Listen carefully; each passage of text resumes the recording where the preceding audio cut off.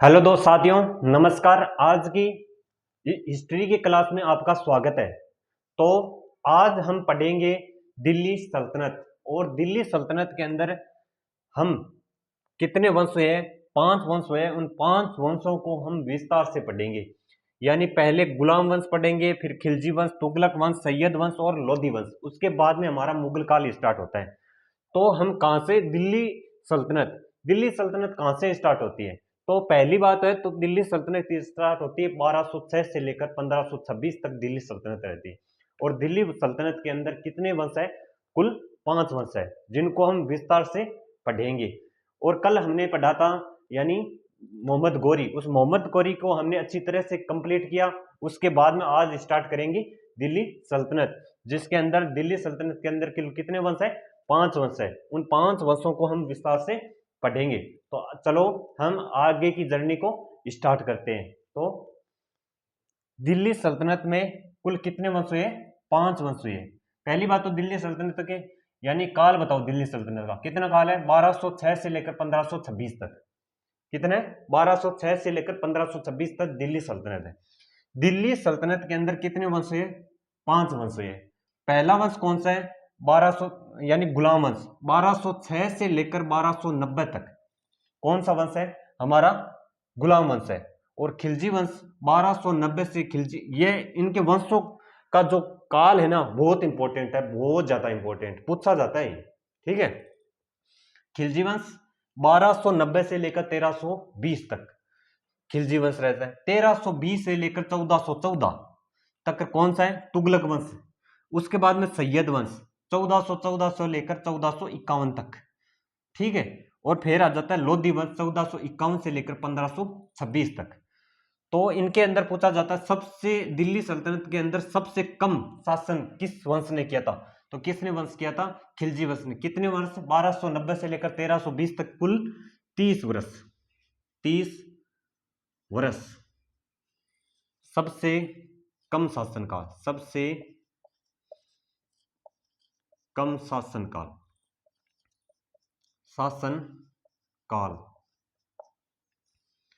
और सबसे ज्यादा, सबसे लंबे समय तक शासन किसने किया है? सबसे लंबे समय तक तो वो किया है तुगलक वंश ने। कितने वर्ष?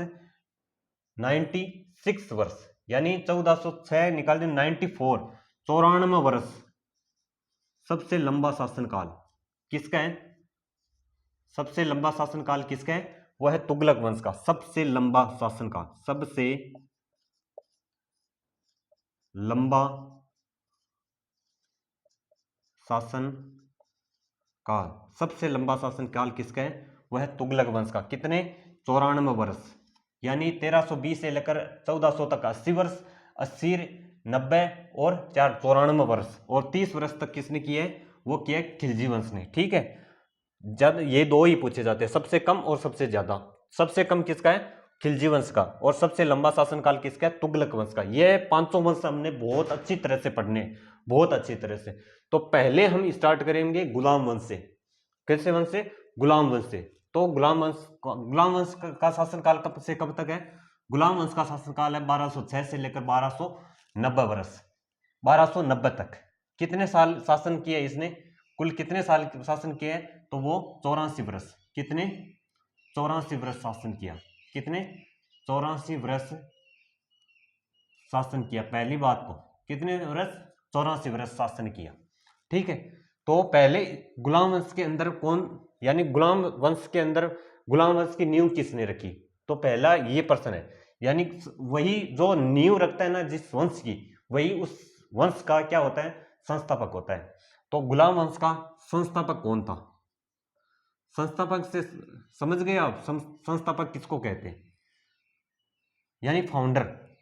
जो उस वंश की जो नींव रखता है, मेन कौन है, वही संस्थापक कहलाता है। तो गुलाम वंश का संस्थापक कौन था? वो था कुतुबुद्दीन ऐबक। कुतुबुद्दीन कुतुबुद्दीन ऐबक। कौन था? कुतुबुद्दीन ऐबक। कौन था? गुलाम वंश का संस्थापक कुतुबुद्दीन ऐबक। और गुलाम वंश के अन्य नाम, गुलाम वंश के अन्य नाम भी है।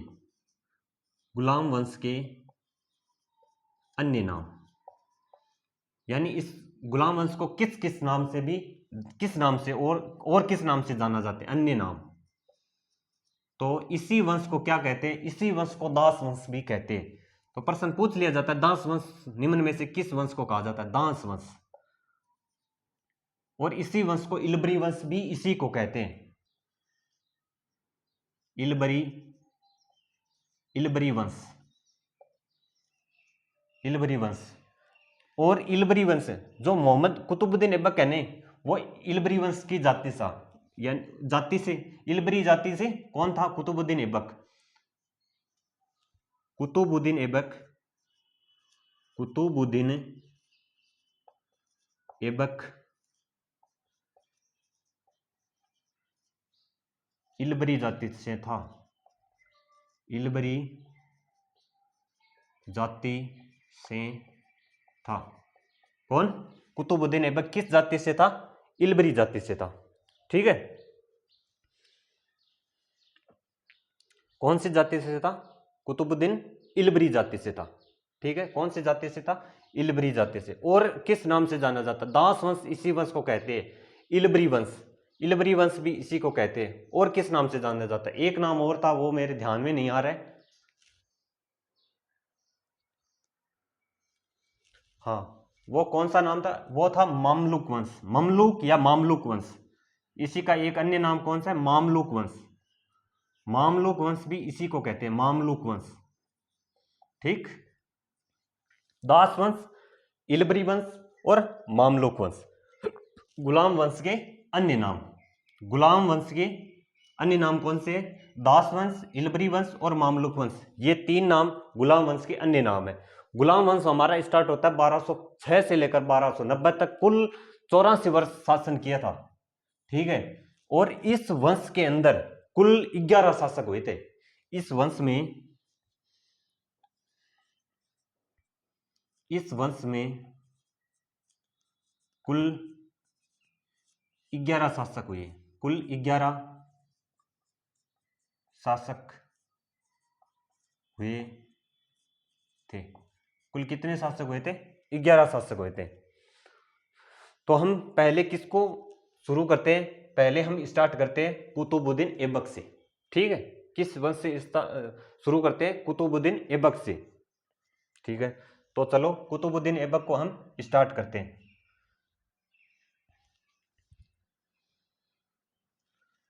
तो यहीं से हम स्टार्ट करते हैं, कुतुबुद्दीन ऐबक, कुतुबुद्दीन ऐबक, कुतुबुद्दीन ऐबक। तो कुतुबुद्दीन ऐबक के बारे में पढ़ते हैं। कुतुबुद्दीन ऐबक का पहली बात तो इसका शासनकाल कितना है, कुतुबुद्दीन ऐबक का शासनकाल, शासनकाल, शासनकाल कितना है इसका, इसका शासनकाल है 1206 से लेकर 1210 तक। कुल 4 साल ही इसने शासन किया था। क्योंकि इसकी मृत्यु कैसे हुई थी, इसकी मृत्यु हुई थी चौगान खेलते हुए। चौगान जानते हो, चौगान क्या होता है, चौगान होता है पोलो, पोलो जो खेल होता है ना, जो घोड़े पर बैठ के एक डंडा होता है इतना लंबा, उस डंडे से यानी उसको एक बॉल होती है, उस बॉल को 4-5 घोड़े बैठ के, 4-5 घोड़ों पर, यानी 4-5 लोग 4-5 घोड़ों पर बैठ के वो अप्सरी में जो खेल खेला जाता है ना, उसको, उसी को क्या कहते हैं, पोलो कहते हैं। ठीक है, 1210 के अंदर इसकी क्या हो जाती है, मृत्यु हो जाती है। ठीक है, पोलो खेलते हुए, वो हम आगे लिख देंगे। ठीक है, और इसके बारे में, इसके जन्म कब हुआ था, कुतुबुद्दीन ऐबक का जन्म, जन्म हुआ था 1150 ईस्वी के अंदर। कब, 1150 ईस्वी में। अब देख लो, 1150 में, यानी लगभग 60 वर्ष की उम्र में इसकी मृत्यु हो गई थी। ठीक है, और राजधानी, कुतुबुद्दीन ऐबक वंश की इसकी राजधानी कौन सी थी, राजधानी थी लाहौर। राजधानी कौन सी थी, राजधानी वो थी लाहौर, राजधानी लाहौर। साथ साथ में नोट्स बना लेना दोस्तों। ठीक है, साथ साथ में लिख लेना, धीरे धीरे लिख रहा हूं मैं, कोई जल्दीबाजी नहीं है, हमें धीरे धीरे पूरा कवर करना है। और पीछे एक भी कंटेंट नहीं छोड़ूंगा मैं, पूरे की पूरी हिस्ट्री आपको यूट्यूब पर फ्री ऑफ कॉस्ट मिलेगी। कोई भी कंटेंट पीछे नहीं रहेगा, कोई सा भी एग्जाम दे लेना चाहिए, ठीक है। यानी हाँ मानता हूं यूपीएससी तो बहुत ज्यादा है, उसके अंदर तो बहुत ज्यादा टाइम लगता है पढ़ने के, लेकिन एसएससी का कोई भी एग्जाम हो या स्टेट लेवल का कोई भी एग्जाम हो, उसके अंदर सफिशिएंट रहेगी मेरे हिसाब से। इससे ज्यादा हिस्ट्री इसके बाहर नहीं पूछी जाएगी, ये वादा है। आपको जितना मैं लिखा हूं ना उतना याद होना चाहिए बस, और उससे बाहर नहीं जाएगा, ठीक है। तो स्टार्ट करते हैं। और सैन्य राजधानी कौन सी थी, एक पूछ लेता जाता है। सैन्य राजधानी, सैन्य राजधानी वो थी इंद्रप्रस्थ। सैन्य राजधानी कौन सी थी, सैन्य राजधानी, तो सैन्य राजधानी थी इंद्रप्रस्थ। कौन सी, इंद्रप्रस्थ।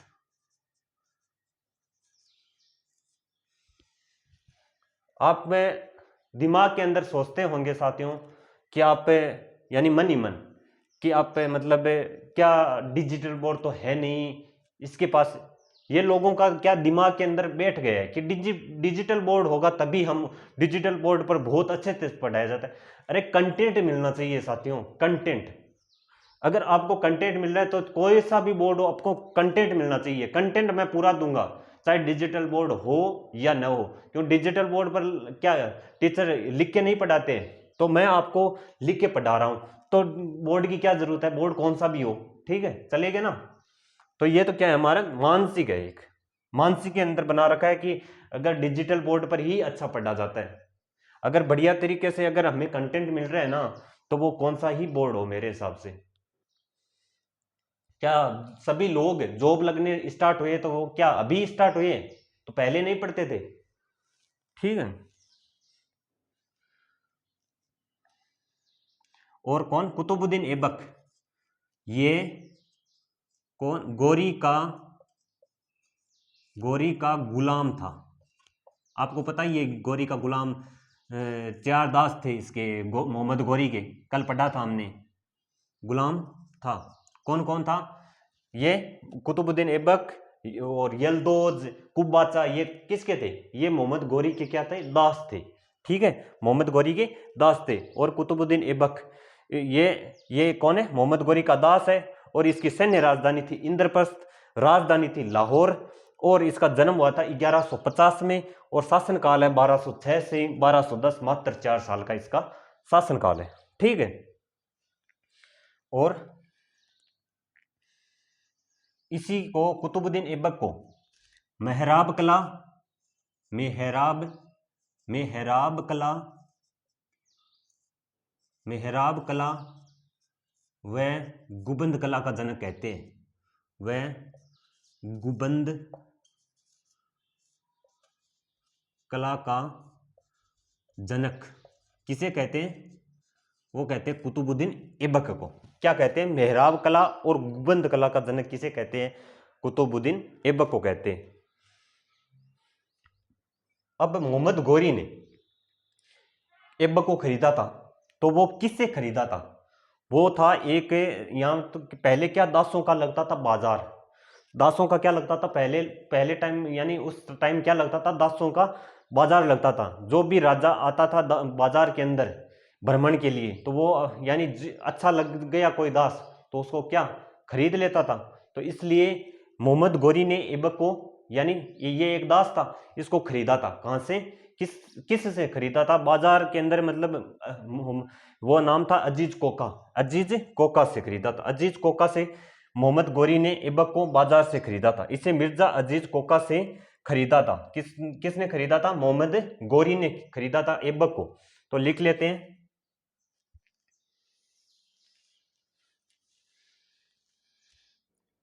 मोहम्मद गोरी ने, मोहम्मद गोरी ने ऐबक को मिर्जा अजीज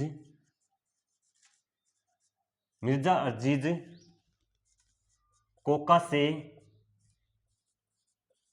खरीदा था। मोहम्मद गोरी ने ऐबक को मिर्जा अजीज कोका से खरीदा था, मिर्जा अजीज कोका से खरीदा था, मिर्जा अजीज कोका से खरीदा था, किसने खरीदा था? मोहम्मद गोरी ने। क्योंकि पहले क्या लगते थे? बाजार लगते थे किसके? दास के। और वहीं दासों को यानी बाजार के अंदर लाया जाता था बेचने के लिए। वहीं से मोहम्मद गोरी ने इस कुतुबुद्दीन ऐबक को क्या खरीदा था। ठीक है, मोहम्मद गोरी ने खरीदा था। मोहम्मद गोरी ने इसको ऐबक को 2 उपाधि थी। उन उपाधियों का नाम बताओ। एक तो मलिक थी, एक सिप हल्क सलाहकार थी। सिप हलाकार किसके? गोरी ने 2 उपाधि दी। गोरी ने ऐबक को 2 उपाधि दी। 2 उपाधि दी। एक उपाधि का नाम है सिप हल सलाहकार। यहाँ एक एक थी मलिक। एक उपाधि का नाम था मलिक। दूसरी उपाधि सिप हसलार। दूसरी कौन सी थी? वो थी सिप, पूरा ध्यान में नहीं आ रहा है, सिप हसलार। ऐसी उपाधि थी, सिप हसलार। सिप हसलार उपाधि थी। हसलार, हाँ यही उपाधि थी। कौन सी? गोरी ने ऐबक को 2 उपाधि दी। एक उपाधि का नाम था मलिक और दूसरी उपाधि का नाम था सिप हसलार। सिप हसलार 2 उपाधि मोहम्मद गोरी ने ऐबक को दी थी। ठीक है, उसके बाद में ऐबक गोरी का दामाद था। क्योंकि जब खरीदा था तो आप मन के अंदर सोचा होगा कि एक दास को अपनी बेटी से शादी कैसे करवाएगा। तो ये ऐबक इतना कमजोर नहीं था, वो मतलब धीरे धीरे यानी उसके बराबर के अंदर आ गया। तो यानी प्रमुख बन गया। तो सभी जो प्रमुख व्यक्ति होते हैं ना, उन प्रमुख के श्रेणी में गिना जाता था ऐबक। तो इसने पहले मतलब इसको ऐबक दामाद कैसे बनाता है? उससे पहले क्या, ये एक अमीर ए आखुर मतलब गोरी एक ऐबक का शुरुआत का अंदर जो शुरुआत में इसको अमीर ए आखुर पद दिया था। किसको? ऐबक को। अमीर ए आखुर क्या होता है? अमीर ए आखुर होता है जो अस्तबल होते हैं घोड़े के अस्तबल का प्रमुख इसको नियुक्त किया था। किसने? गोरी ने।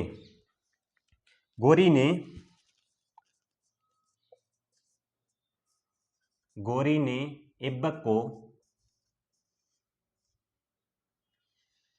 को सर्वप्रथम अमीरे आखुर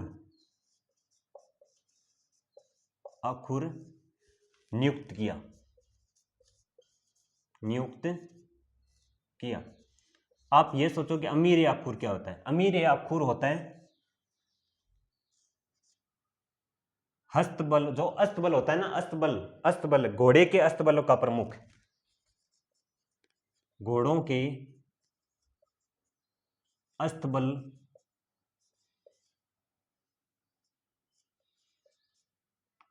का प्रमुख, जो पूरे घोड़ों की सभी घोड़ों को संभालने का अधिकार था तो सिर्फ और सिर्फ ऐबक को था। ठीक है, इसलिए यानी घोड़ों के जो अस्तबल का प्रमुख किसको नियुक्त कर दिया? वो कर दिया मोहम्मद गोरी ने ऐबक को। ठीक है, ऐबक को अमीर आखुर नियुक्त कर दिया। घोड़े के अस्तबल का प्रमुख नियुक्त किसको किया था? अमीर आखुर पद होता था। अमीर आखुर किसको कहते हैं? घोड़े के अस्तबल का जो प्रमुख होता था ना, उसको क्या कहा जाता था? अमीर आखुर कहा जाता था। ठीक है, वो कौन था? ऐबक था। कौन था? ऐबक था। ऐबक मोहम्मद गोरी का दामाद था। ऐबक मोहम्मद गोरी का दामाद था। क्या था? दामाद था। कौन था? ऐबक मोहम्मद गोरी का दामाद था। लिख लेना। ठीक है, मोहम्मद गोरी का दामाद था। और एक बार इनको सभी को हम क्या कर लेते हैं? एक बार रिवीजन कर लें।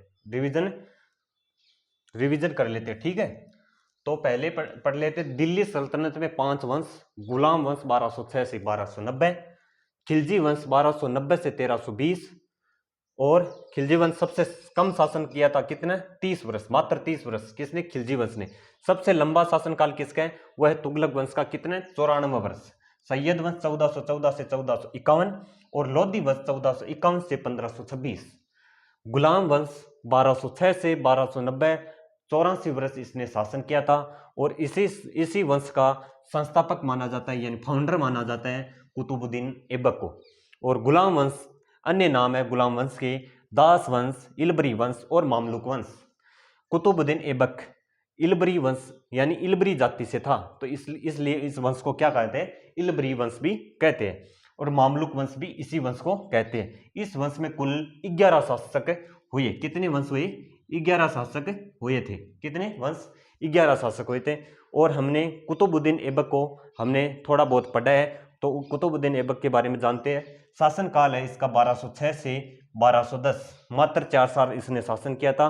जन्म है इसका हुआ था 1150 ईस्वी में, और ऐबक कुतुबुद्दीन ऐबक की राजधानी थी लाहौर, यानी कुतुबुद्दीन, या पूछ लिया जाता गुलाम वंश की राजधानी कौन सी थी, तो वो थी लाहौर। कौन सी राजधानी थी, लाहौर थी। और सैन्य राजधानी कौन सी थी, वो थी इंद्रप्रस्थ।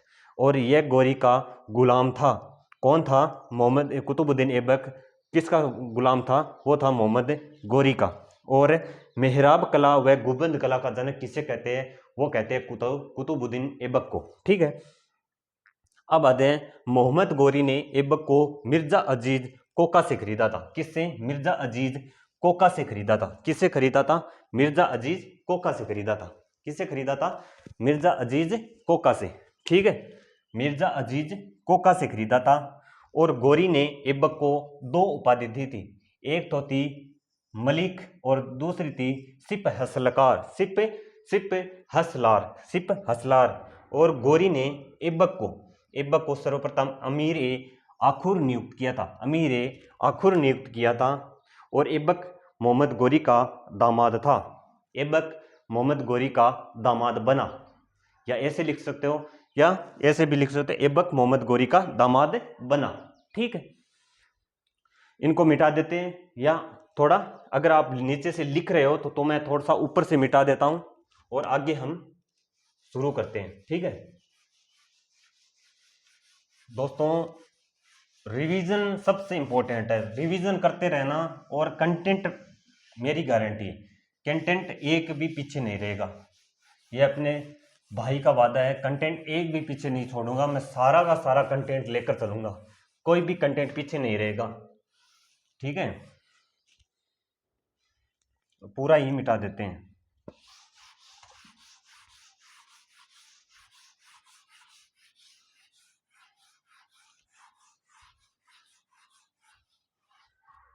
अब हम स्टार्ट करेंगे इसका शासनकाल, यानी कुतुबुद्दीन ऐबक के बारे में पढ़ रहे थे। किसके बारे में, कुतुबुद्दीन ऐबक के बारे में पढ़ रहे थे। कुतुबुद्दीन ऐबक, तो पहले तो आप इनका शासनकाल बताइए। कुतुबुद्दीन ऐबक का शासनकाल कितना था, 1206 से 1210 तक। ठीक है, और लाहौर, और इनकी कुतुबुद्दीन ऐबक की, अब थोड़ा लिख लेते हैं, कुतुबुद्दीन ऐबक की मृत्यु कहां पर हुई थी। कुतुबुद्दीन ऐबक की, तो एक बार मृत्यु रहने देते हैं, इनके सभी जो कार्य है, जो इनको निर्माण कार्य किए वो पढ़ लेते हैं। ठीक है, कुतुबुद्दीन ऐबक के अन्य नाम पहले लिख लेते हैं। कुतुबुद्दीन ऐबक के अन्य नाम कौन से, अन्य नाम, अन्य नाम। तो कुतुबुद्दीन ऐबक के अन्य नाम कौन से हैं, वह एक तो कहते हैं लाख बख्श। लाख बख्श किसको कहा जाता है, लाख बख्श। लाख बख्श के नाम से किसको जाना जाता है, वो जाना जाता है कुतुबुद्दीन ऐबक को। कुतुबुद्दीन ऐबक को लाख बख्श के नाम से भी जाना जाता है। एक कहते हैं हातिम द्वितीय। हातिम द्वितीय के नाम से किसको जाना जाता है, वो भी कुतुबुद्दीन ऐबक को, हातिम द्वितीय, हातिम द्वितीय इसी को कहते हैं। और एक कहते हैं पील बख्श, पील बख्श। पील बख्श के नाम से किस वंश को जाना जाता है, वो भी कुतुबुद्दीन ऐबक को। ठीक है, इसको कहते हैं हाथियों का दान करने के कारण इसको क्यों हाथियों का दान करने के कारण इसको क्या कहा जाता है? पील बख्श कहा जाता है, कहा जाता है। हाथियों का दान करने के कारण इसको क्या कहा जाता है? इसको कहते हैं पील बख्श। ठीक है, अब हम पढ़ते हैं, ऐबक ने यानी कुतुबुद्दीन ऐबक ने कभी भी अपने नाम का कोई भी यानी सिक्का जारी नहीं किया था। कुतुबुद्दीन ऐबक ने अपने नाम का कभी भी कोई भी सिक्का जारी नहीं किया था, वो पढ़ते हैं। और इसने कभी भी अपने नाम का यानी कभी भी प्रेम यानी जो प्रेम पत्र होता है उस प्रेम पत्र को क्या नाम उसका क्या कहते थे उस टाइम में? खुतबा कभी भी जारी नहीं करवाया था। ठीक है, तो इसके बारे में कभी एक बार लिखते हैं, इसने कुतुबुद्दीन ऐबक ने कभी भी अपने नाम का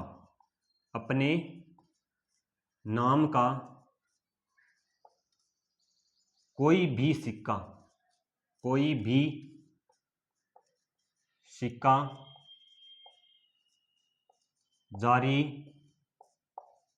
नहीं कराया था।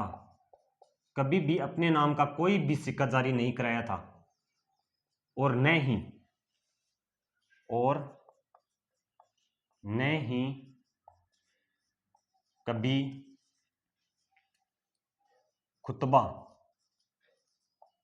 कहते हैं जो प्रेम पत्र होता है उस प्रेम पत्र को यानी या प्रशंसा पत्र मान लो, प्रशंसा पत्र होता है ना, यानी राजा क्या क्या करते थे?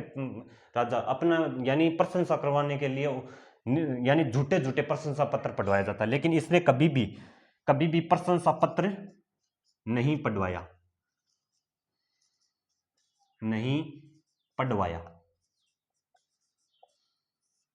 इसने ऐबक ने कभी भी अपने नाम का कोई भी सिक्का जारी नहीं करवाया था और न ही कभी खुतबा यानी प्रशंसा पत्र नहीं पढ़वाया था, न ही कभी खुतबा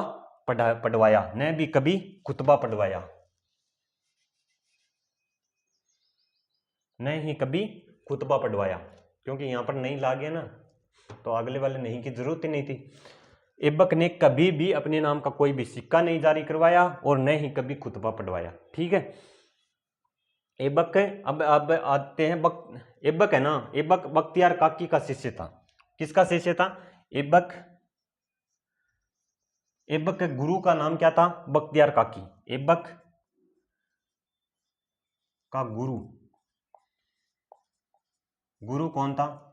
वो था बख्तियार काकी। कौन? बख्तियार काकी। बख्तियार काकी कौन? ऐबक के गुरु का नाम क्या था? बख्तियार काकी। और ऐबक ने इसी की याद में कुतुब मीनार का निर्माण यानी उस कुतुब मीनार का निर्माण नहीं यानी नींव रखी थी। यानी पहली मंजिल किसने बनवाई थी? वो बनाई थी ऐबक ने। और दूसरी, तीसरी, चौथी यानी कुल कितनी मंजिल है कुतुब मीनार के अंदर? 5 मंजिल है। और उस मंजिल की शुरुआत यानी 5 मंजिल है, वो भी सभी मंजिल यानी कम कम 3 शासकों ने इसका निर्माण करवाया है। यानी पहली मंजिल यानी नींव किसने रखी? वो रखी थी ऐबक ने, यानी बख्तियार काकी की याद में। यहां पर लिख लो,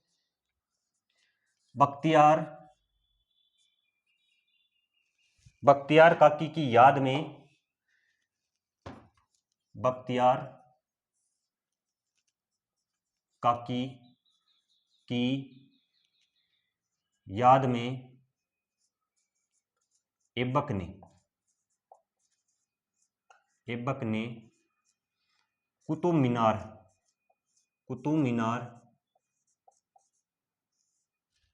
की नींव रखी। नींव या निर्माण, ज्यादातर पूछा जाता है निर्माण। कुतुब मीनार का निर्माण किसने करवाया था? कुतुबुद्दीन ऐबक ने नींव रखी थी, लेकिन इसने तो सिर्फ नींव रखी थी। ठीक है, नींव रखी। किसने नींव रखी थी? वो रखी थी ऐबक ने। किसकी याद में? बख्तियार काकी। बख्तियार काकी कौन है? वह है कुतुबुद्दीन ऐबक का गुरु। ठीक है, और बख्तियार काकी के ही गुरु का नाम है मोइनुद्दीन चिश्ती। बख्तियार काकी और बख्तियार काकी के और इसके गुरु गुरु कौन है, वो है गुरु मोइनुद्दीन चिश्ती। इनकी दरगाह कल मैंने बताया था दरगाह और उन मोइनुद्दीन चिश्ती की। आप बताइए मोइनुद्दीन चिश्ती की दरगाह कौन सी है? मोइनुद्दीन चिश्ती। इनकी दरगाह कहां पर है? वो है अजमेर के अंदर। कहां पर? अजमेर में इनकी दरगाह कहां पर है? मोइनुद्दीन चिश्ती। ऐबक के गुरु बख्तियार काकी के गुरु कौन है? वो है मोइनुद्दीन चिश्ती। ठीक है। और बख्तियार काकी की याद में ऐबक ने कुतुब मीनार की नींव रखी या कुतुब मीनार का निर्माण करवाया। ठीक है। अब आते हैं कुतुबुद्दीन ऐबक के निर्माण कार्य। कुतुबुद्दीन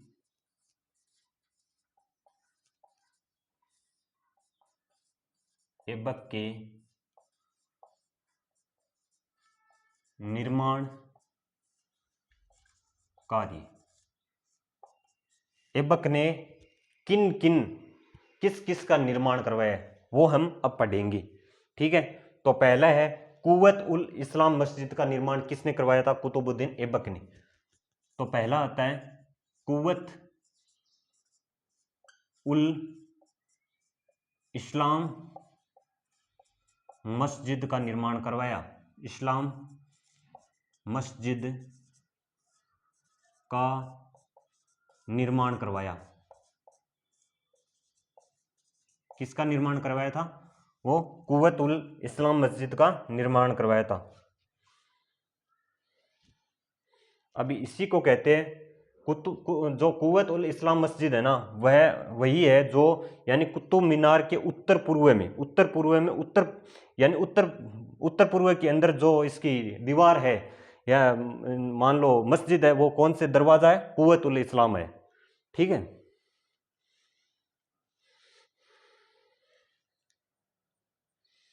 अब आते हैं दूसरी, 2.5 दिन का झोंपड़ा किसने बनाया था? 2 नंबर,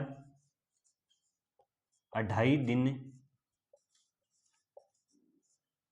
दिन का झोंपड़ा बनवाया। झोंपड़ा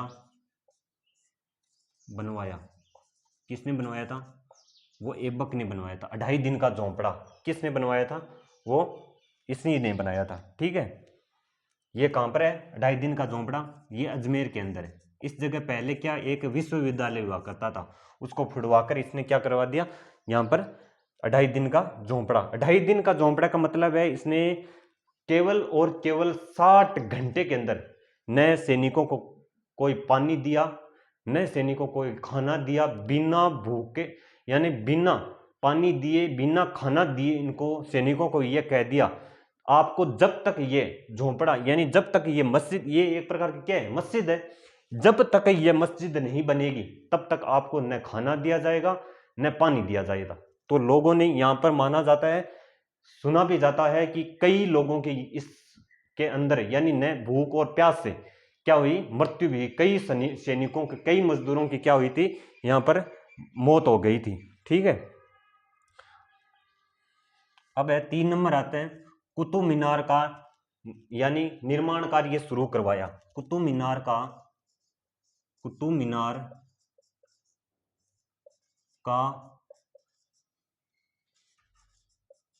निर्माण कार्य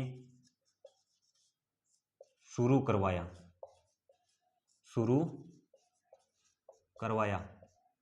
और इसका कौन से सन में करवाया था? 1199 ईस्वी में इसकी शुरुआत की गई थी। और एक प्रश्न ये भी पूछा जाता है कुतुब मीनार को यूनेस्को की विश्व विरासत सूची में इसको कब शामिल किया गया था? कब शामिल किया गया था? इसको किया गया था 1993 के अंदर। कुतुब मीनार को यहां पर लिखो, कुतुब मीनार के बारे में यूनेस्को में 1993 में शामिल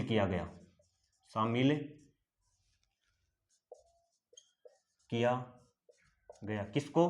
कुतुब मीनार को यूनेस्को में 1993 में शामिल किया गया था। कब? 19 को, यानी विश्व विरासत सूची। यूनेस्को का मतलब है विश्व विरासत सूची के अंदर। किसके अंदर?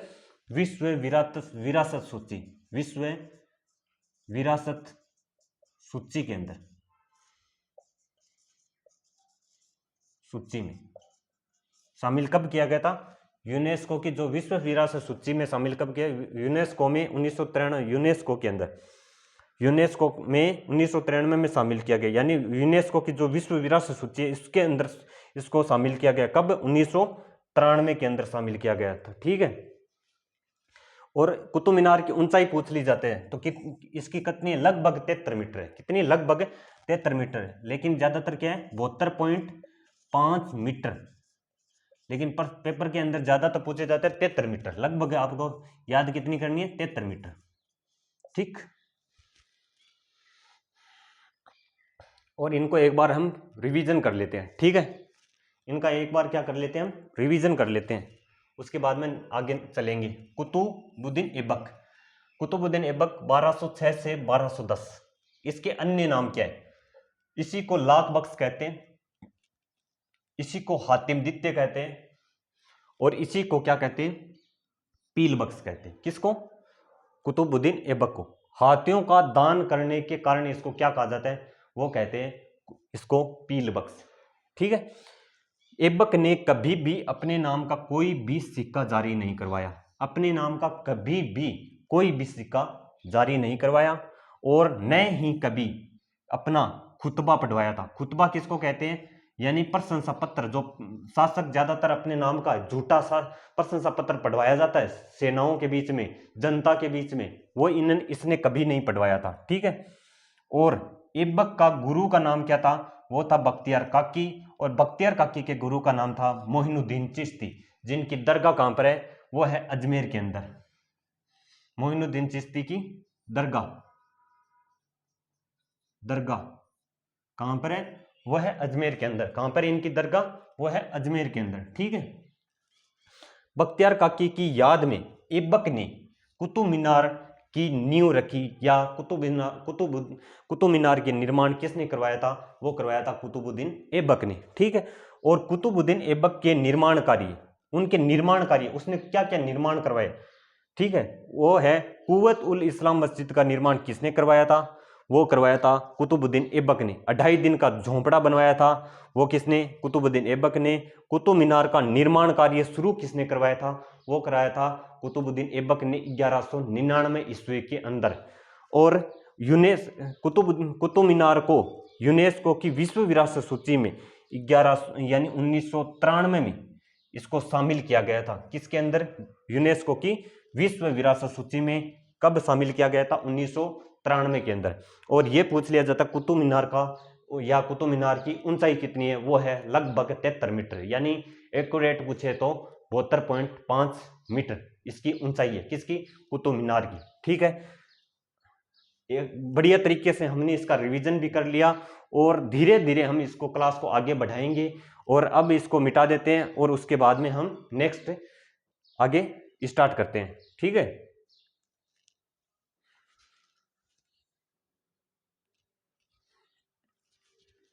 अब पढ़ते हैं हम आगे कुतुबुद्दीन ऐबक के बारे में। तो एक पढ़ते हैं, ऐबक, कुतुबुद्दीन ऐबक का दरबारी कवि कौन था? दरबारी कवि कौन था? इसका दरबारी कवि वो था हसन निजामी। कौन था? हसन निजामी इसका दरबारी कवि था। हसन निजामी की पुस्तक के बारे में पूछ लिया जाता है, तो हसन निजामी की पुस्तक का नाम क्या है? पुस्तक का नाम, तो क्या था नाम उसका? था, पुस्तक का नाम क्या था? वो था ताजुल मासिर। क्या?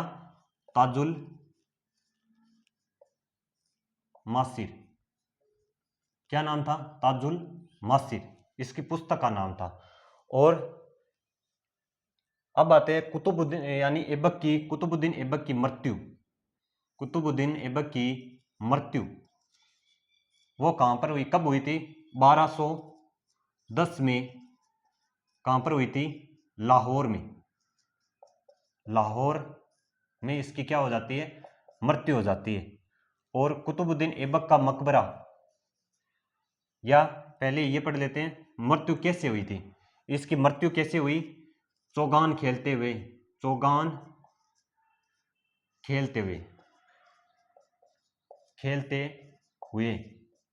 इसकी मौत हो जाती है। चौगान को मतलब पोलो खेलते हुए, पोलो इसी का दूसरा नाम है, पोलो खेलते हुए इसकी क्या हो जाती थी, क्या हो गई थी, मृत्यु हो गई थी। और कुतुबुद्दीन ऐबक का मकबरा कहां पर है, तो मकबरा इसका लाहौर के अंदर। कहां पर, लाहौर वर्तमान में कहां पड़ता है, पाकिस्तान के अंदर पड़ता है। लाहौर में इसका मकबरा कहां पर है, कुतुबुद्दीन ऐबक का मकबरा कहां पर है, लाहौर में है। और यह मकबरा किसने बनवाया था, तो किसने बनवाया था, इल्तुतमिश ने बनवाया। जो इसके नेक्स्ट जो राजा है उसके बीच में एक तो आराम शाह आता है, लेकिन उसके आराम शाह के बाद में यानी आराम शाह को हराकर कौन आता है, इल्तुतमिश आता है। इल्तुतमिश ने क्या कुतुबुद्दीन ऐबक का मकबरा बनवाया था। इल्तुतमिश ने बनवाया था। किसने बनवाया था, इल्तुतमिश ने बनवाया था। ठीक है, मकबरा है कहां पर, लाहौर के अंदर। और इसको एक बार हम इसको रिवीजन करते हैं। यानी कुतुबुद्दीन ऐबक का दरबारी कवि कौन है, हसन निजामी की पुस्तक का नाम है ताजुल मासिर। हसन निजामी की पुस्तक का नाम क्या है, ताजुल मासिर। और इसकी मृत्यु कब होती है, 1210 में लाहौर के अंदर इसकी क्या हो जाती है, मृत्यु हो जाती है। किसकी, कुतुबुद्दीन ऐबक की। चौगान खेलते हुए इसकी क्या हो गई, मृत्यु हो जाती है। और पोलो यानी चौगान का ही दूसरा नाम क्या है, पोलो, घोड़ों वाला। और इसका मकबरा कहां पर है, लाहौर के अंदर इसका मकबरा है। इसका मकबरा किसने बनाया था, तो वो बनाया था इल्तुतमिश ने। ठीक है, यहां पर ऐबक का जो भी इतिहास है वो यहां पर खत्म होता है। उसके बाद में किसका शासन, वो शासन करता है 1210 से लेकर मात्र यानी 6 वर्ष नहीं 6 महीने का शासन काल किसका है, आराम शाह का। लेकिन आराम शाह को यानी इल्तुतमिश ने जूडो के युद्ध में नहीं पूछा जाता, आराम शाह के बारे में पूछा नहीं जाता, मैं लिख दूंगा, लेकिन आराम शाह के बारे में नहीं पूछा जाता। यानी आराम शाह बनता है मात्र 6 महीने के लिए शासन। जूडो के युद्ध में इसको इल्तुतमिश हरा देता है और गद्दी पर कौन आ जाता है, इल्तुतमिश। और इल्तुतमिश का यानी बहुत ज्यादा लंबा है शासनकाल, इसलिए यानी उसको तो कल पढ़ेंगे, लेकिन आराम शाह को हम आज ही लिखा देते हैं, आराम शाह। तो इसके बाद में किसका शासन आता है, आराम शाह।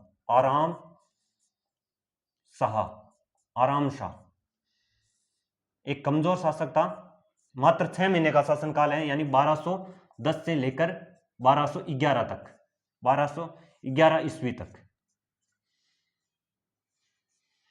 ईस्वी तक मात्र 6 महीने का, यानी 1210 में एंड तक बना होगा, मात्र 6 महीने का शासनकाल है। इसको यानी आराम शाह को किसने हराया था, वो हराया था इल्तुतमिश ने। किस यानी जूडो के युद्ध में आराम शाह को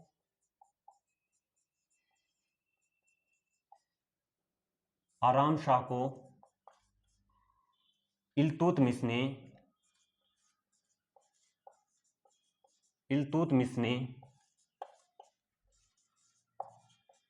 जूडो के युद्ध में हराया। और उसके बाद में शासन यानी गद्दी पर कौन बैठता है, वो इल्तुतमिश बैठता है। तो इल्तुतमिश के बारे में हम कल पढ़ेंगे। और इसी तरह हमें यानी इतिहास है ना, कंप्लीट इतिहास को हम यानी यूट्यूब पर फ्री ऑफ कॉस्ट पूरी इतिहास को हम कंप्लीट करेंगे। यानी पहले पूरी जो मध्यकालीन इतिहास है उसको कंप्लीट करेंगे, उसके बाद में हम आधुनिक इतिहास कंप्लीट करेंगे, और उसके बाद में हमें प्राचीन इतिहास कंप्लीट करेंगे। इसी तरह हमें ना चाहे कोई भी एग्जाम दे लेना, चाहे वो एसएससी का कोई भी एग्जाम हो या स्टेट लेवल हो, जहां पर हिस्ट्री पूछी जाती है, इससे बाहर नहीं पूछी जाती। ठीक है, अगर स्टेट लेवल के अंदर पूछे यानी स्टेट के अंदर हमें हिस्ट्री पढ़नी है तो ज्यादातर डीपली पढ़नी पड़ती है। यानी अलग अलग स्टेट की, यानी जैसे यूपी का अलग इतिहास है, अलग राजस्थान का अलग इतिहास है, अलग अलग राज्यों का अलग अलग इतिहास है, वो बात अलग है। लेकिन यानी जहां पर यानी सेंट्रल लेवल की जो भर्तियां होती है ना, उसके अंदर यहां से बाहर पर्सन नहीं जाता, बिल्कुल भी नहीं जाता। इससे बाहर 1% भी, यानी 1% बाहर नहीं जाएगा, ठीक है। यानी एसएससी हो चाहे रेलवे हो, कोई भी एग्जाम हो, शायद इससे बाहर बिल्कुल भी नहीं जाता। आपके डरने की कोई जरूरत नहीं है। इतना जो लिखवा रहा हूं उनको बढ़िया तरीके से रिवीजन करके, बढ़िया तरीके से नोट्स बना के उनका रिवीजन करो और अच्छे तरह से आगे बढ़ो, ठीक है। और हम साथ मिलकर हम यानी जीएस को, यानी जो हम इस क्लास के अंदर मैं स्टैटिक जीके और हिस्ट्री और सुबह एक करंट अफेयर की क्लास, 3 क्लास में इसी चैनल पर पढ़ाता हूं। इन तीनों क्लासों को आप ले और आपको बिंदास तरीके से इनसे बाहर 1% नहीं पड़ेगा, इतना वादा है। तो क्लास के साथ आप जुड़ना न भूले। अगर आपको क्लासें अच्छी लग रही है तो चैनल को सब्सक्राइब जरूर करें और रोज क्लास के साथ जुड़ना न भूले। अगर आपको क्लासें अच्छी लग रही है तो चैनल को शेयर जरूर करना और कमेंट के अंदर जरूर बताना कि आपको क्लास कैसी लग रही है। तो हम रोज इसी तरह हम इन्हीं जीएस को यानी डर को खत्म करेंगे और आगे बढ़ेंगे। तो मिलते हैं फिर कल, तब तक के लिए जय हिंद जय भारत, ठीक है, नमस्ते।